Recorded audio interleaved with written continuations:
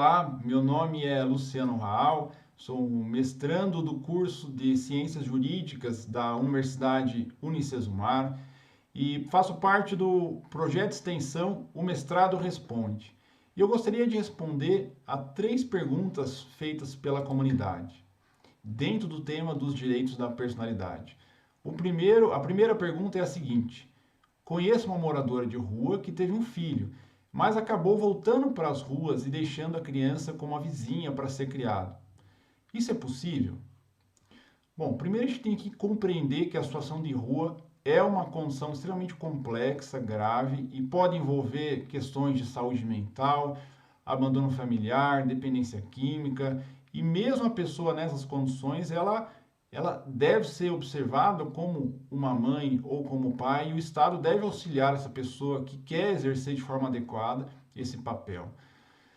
Nesse caso, entretanto, essa mãe, ela acabou agindo de forma errada, porque se ela realmente reconheceu que não tinha condições de cuidar do seu filho, ela não poderia ter entregue a criança a uma vizinha para ser criada de forma informal, até porque a gente não tem informações dessa vizinha, se essa vizinha pagou por essa criança.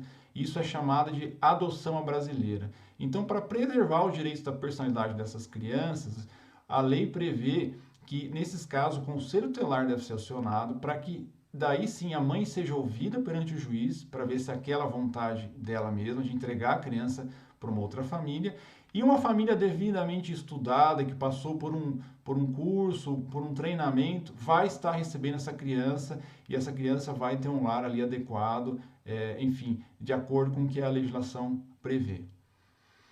Segunda pergunta: ser pai ou mãe é um direito que todo cidadão tem? Não. Essa é uma confusão que muitas pessoas fazem.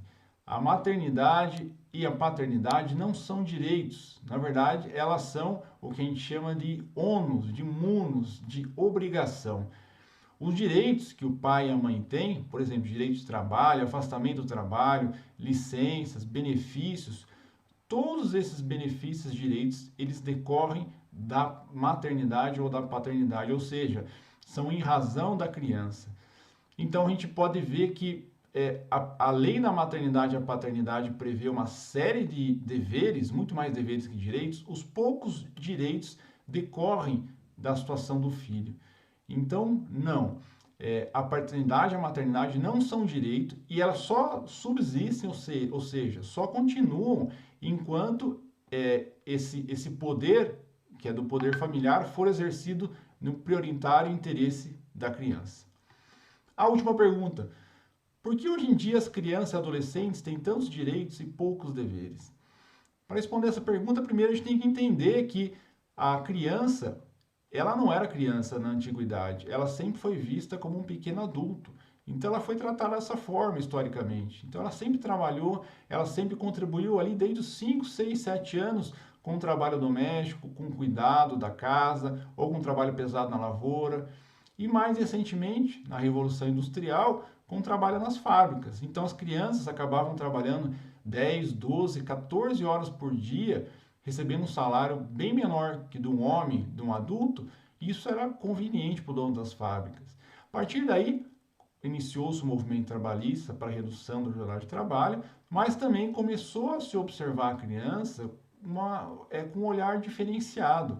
Ou seja, a sociedade começou a olhar que os direitos da criança, na verdade, não pertenciam somente à criança, não pertencem só à criança, elas pertencem a toda a sociedade, que a partir do momento em que a gente garante à criança o direito à saúde, à educação, ao lazer, ao saneamento, isso tudo vai se reverter em proveito da própria sociedade no futuro. Então, esses direitos que nós podemos até ter a impressão de que são excessivos, na verdade são garantias que a sociedade tem de que no futuro teremos homens e mulheres cujo desenvolvimento foi assegurado na fase de formação da personalidade e poderão contribuir de forma melhor para o futuro da nossa comunidade, da nossa sociedade. Obrigado pela sua atenção.